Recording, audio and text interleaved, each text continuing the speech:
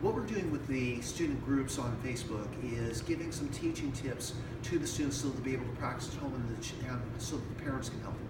We're going to take a good look at the basic strikes in eskrima, or arnis.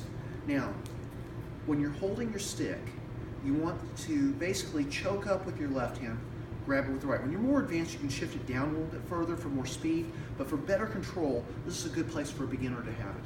Bring your fists about the level of your navel or belt notch here, your left hand at your chest to protect it.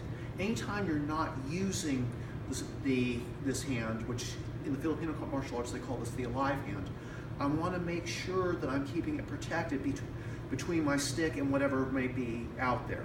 If it's out here, it's an easy target. If you whack somebody in the hand with a stick, they're going to reflexively drop their weapon, and now you're a sitting duck.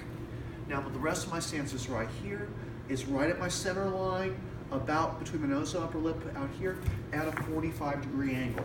Now I don't have to move very far to be able to strike. Now, or to block anything coming in. Now, when I'm blocking, I want to close to my hand where it's more stable. I want to strike with the last couple of inches because you have a greater acceleration and a lot more impact. I can also use it as a thrust like a stab, or I can use the butt of the weapon to strike with as well. Now we're going to take a look at the 12 basic strikes. We're going to use the body opponent back. The manufacturers call it Bob, that's not just me. From here, strike one. I'm in my position. I'm going to step forward, gaining reach. The further I am away from them, the less they're able to strike back at me, especially if they're empty-handed. I'm striking one to the side of the head. At more advanced levels, there's actually 12 striking points from here. For beginners, I just recommend going for the temple, the last couple of inches, and then I might come back to my safe position. Strike two is a backhand strike. The same thing. Now I'm stepping very similar to a front stance. I'm pivoting, getting my whole body mass behind this, and torquing my hips. Three, I'm looking for it's a horizontal strike, going to the ribs, or if I can get it, if it's there, the elbow. Because if the same as with hitting the hand, if you hit the elbow, that's going to be much more debilitating. People can fight with a broken rib if they had to. Broken elbow, that's fantasy. If you get hit there, unfortunately in competition, I have had my elbow broken, you're done. Strike four, a backhand strike, coming into the ribs at this angle. So I'm coming in using almost like a golf swing with the last couple of inches. As strikes one and two are diagonal strikes. Strikes three and four are horizontal. Strike five is a straight thrust to the center line. For practice, we usually go to the solar plexus.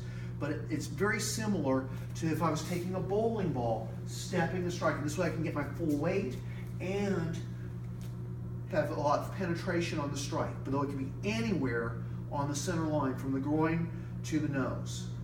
Okay. Strike six, I'm looking for the collarbone. So I come in on this clavicle. You'll notice this is very similar to a ridge hand strike. Strike seven and also 10, which is going to be very similar. If you're familiar with the traditional outside defense, I'm doing basically that motion to bypass their defense and come to the opposite clavicle or collarbone. Other than having my hand here and my heel is up, since I'm not using two-way action or push-pull motion, this is almost exactly the same movement that the classical taekwondo outside defense or pakadramaki would be. As I come back, strike eight is basically a down defense. You'll notice you'll use the same movements in the traditional taekwondo basics as you will in a lot of other techniques, especially with weapons. I'm looking for the knee or below. If it's on the thigh, it's annoying. If it hits to the knee or below or the shin, then it's very damaging and very painful. Strike 10 is a forehand strike the same way. Strike 11, I'm going actually for the eye. Now, once again, very similar to strike 6, where I was going for the clavicle, very similar to a ridge hand strike. Okay, strike 11, just like 7, I'm going to step out, basically do an outside defense, go to the eye again. Strike 12 is an overhead strike. If this was a lightsaber, I'd go all the way to the floor. Being a stick, usually it's going to rebound off of their head, and I come back to my basic position. And those are the 12 basic strikes used in the Filipino martial arts.